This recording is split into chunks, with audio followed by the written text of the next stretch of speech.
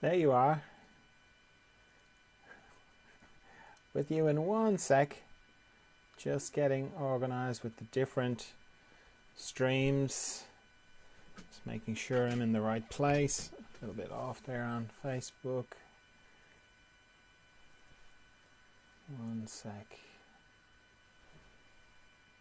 Meditation's coming.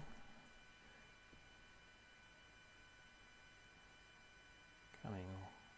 Almost there. One more click. Okay, good. How are you? You well?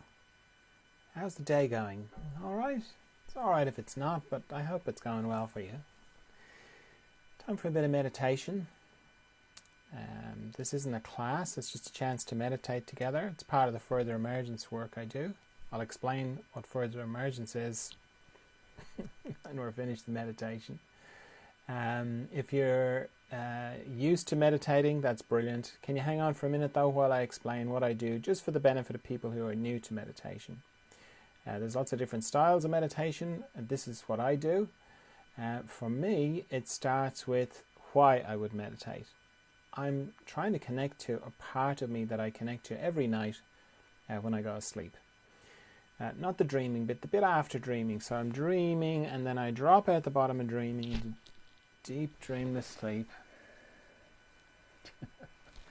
Into deep dreamless sleep where I have no thoughts, no memories, no personality really, no body, no country, no nothing. I don't even have myself, because I cease to exist, certainly in the way that I normally register my existence. Which sounds awful. I mean, that sounds like death. And yet I love going to sleep.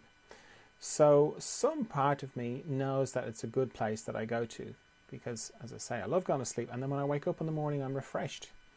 So that's the place I want to go to when I meditate. I just want to do it consciously.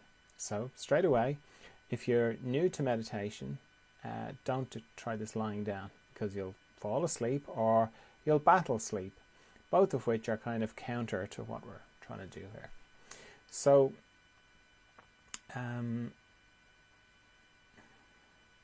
as I say, there's no thoughts there, so it's not somewhere my mind can get to. So I had to figure out something about my mind. I had to figure out some way of working with my mind. So I just make an arrangement with my mind. I just say, hey, can you just not think for the next 15 minutes? And at this stage, my mind is on board, and it's like, yeah, okay, I can do that. I can not think for the next 15 minutes. We'll do that. So it's important to get your mind on board. Then next thing is to actually stop thinking. That's actually not that hard, because regardless of what I'm thinking about, which would be like the content of my thought, the structure of my thought, it's always the same. It's always pictures and sound. So if I turn off the pictures and I turn off the sound, that's it, I'm not thinking. And as soon as I do that, I'm into the practice of meditation. And the practice of meditation runs parallel to the intention, my intention of meditation. So my intention is to go to this deep, mysterious, still, calm, Zen-like, all the other words that I use to describe meditation. That's my intention. And then the practice of meditation starts as soon as I stop thinking. And it pretty much goes, turn off the pictures, turn off the sound, so I stop thinking. Then some time passes and I discover that I'm thinking again. I'm like, oh, okay, I'm thinking again. Turn off the pictures, turn off the sound, bring myself back to not thinking. Then some more time passes, I discover I'm thinking again. Like, oh, I'm thinking again. Turn off the pictures, turn off the sound, bring myself back to not thinking. Then some more time passes, I discover I'm thinking again, and so on. So the practice of meditation is repeatedly bringing myself back to not thinking whenever I discover that I am thinking. And it's important to know the difference between the intention and the practice of meditation. It's easy to get the idea, the misconception that in order to meditate correctly, that you shouldn't be thinking at all, which isn't the case, not in my experience. The two kind of go together, the intention and the practice. Sometimes you'll be very deeply in the still, beautiful, profound place, and then other times you'll be discovering that you're thinking, and both are powerful in their own way. It's very powerful when you're in that still, beautiful place. It's also very powerful when you're discovering that you're thinking. It just seeing how that's powerful is a bit more subtle, because what happens is, if you're like me, you'll be thinking about the sort of things that are to do with you. Like the sort of things I think about are all to do with me. You know, what am I going to do about that thing? Why did that person say that thing to me? Why did I say that thing to that person? And so on. Now, if I'm in the middle of having one of those thoughts, and when I'm meditating, and I go, oh, I'm thinking, and I turn off the pictures and I turn off the sound, I make it disappear. Indirectly, what I'm saying to myself is, you know that thought that you just had, the one that you thought was you and you were it? Well, you just made that disappear. So you're not that thought. In fact, you're not any of your thoughts. You're something else. That's very powerful to see that. And then the fact that you do that repeatedly, that's very powerful as well. So the main thing to get is that not to add to your thinking by thinking that you're thinking too much.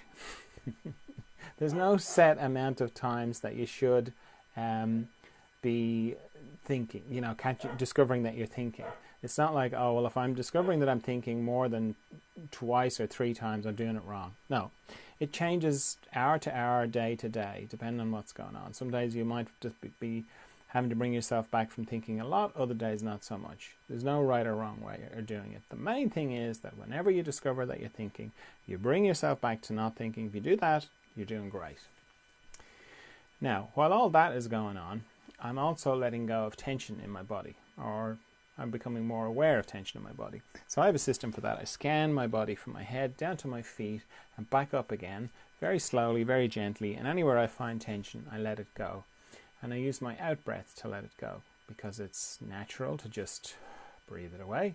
But it's also a good way of bringing my awareness to my breathing, because it's quite easy to hold your breath in meditation or to stop breathing altogether. So using the out breath sort of brings it to that, okay?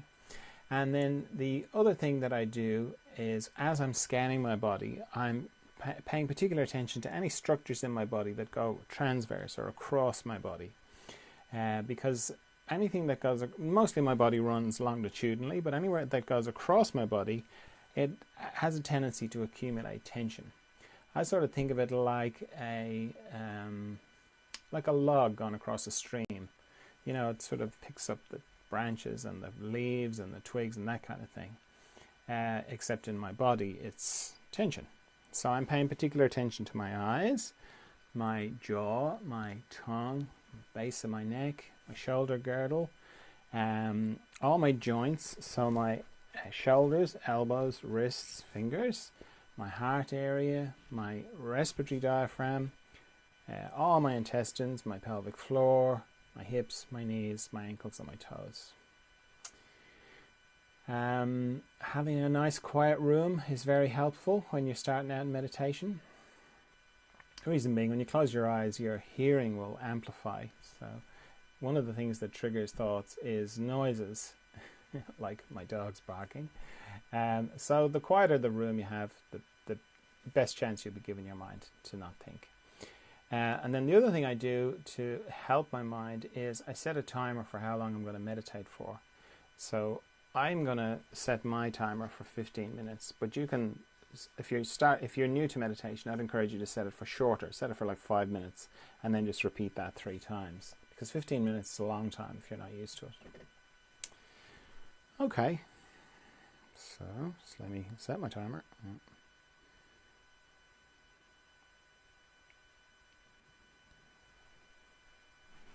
All right, off we go into the mystery.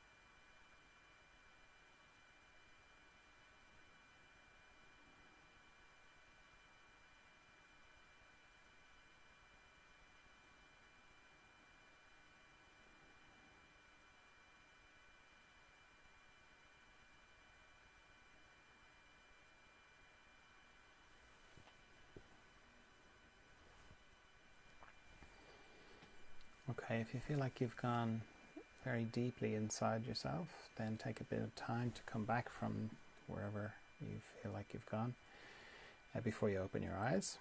Or if you feel like you can hold the inner space and the outer space at the same time, then you can just open your eyes. And if when you do that you feel like you've lost contact with the inner space, you can just close your eyes again, reconnect. Oh yeah, there it is. Open your eyes again. No, lost it again. Close your eyes. And you go back and forth, using your eyes like a valve to kind of equalize the inner space and the outer space. As I said at the beginning, these daily meditations are part of the further emergence work I do. Further emergence is to do with growth, inner growth, or growth in consciousness or awareness or spiritual growth, that sort of thing, you could call it that. And the idea is that, when you're growing as a kid and your body is growing, you grow from being a kid to an adolescent, and then your body sort of stops when you're an adult, stops growing. Well, you keep growing on the inside. That doesn't stop. That keeps happening. You keep growing on the inside. And just like when your body was growing as a child, you might have gone through periods of accelerated growth or growth spurts. Same happens on the inside. And that continues for the rest of your life, And similarly, when you're going through a growth spurt as a child, it was a natural thing. It was painful, but it's not like you were brought to the doctor to get it fixed. And similarly, inner growth spurts, which is what further emergence is about, it's about those particular times when things speed up. That's a naturally occurring thing. Can be painful, can be disorienting, can be difficult. There's a lot of it going on at the moment. So these meditations are to just sort of help with that. And then I also do a Zoom group every week, and that's so that people can sort of come to it, and who know they're kind of in this process, which can be quite isolating, because one of the things that can happen is you can sort of go from everybody in your life gets you, and you get everybody in your life. That can change to nobody gets me anymore. No one understands what I'm talking about. And I don't really understand what anyone else is talking about either. So going to the Zoom group is good to kind of see, okay, there are other people who are going through this process who do kind of get what I'm going through, and I get what they're saying, what they're going through. So they're on Fridays, so tomorrow. And yeah, you can find the Zoom link it's on the website furtheremergence.com to come to that. And then I work one-to-one with people. So today was, for example, the day when I work with people. And that's kind of, I work behind the scenes and in front of the scenes. So front of the scenes is like talking and answering questions and back and forth. And then I also do kind of distance behind the scenes work to help with the process as well. So yeah, if that sort of resonates with you, then you can follow along wherever you're watching this, whether it's on YouTube, Instagram, or Facebook. You can just like or subscribe or follow. Or you can go to the website furtheremergence.com to read more about it. Okay, so thanks very much for meditating with me, and I'll see you tomorrow maybe for some more meditation. Bye.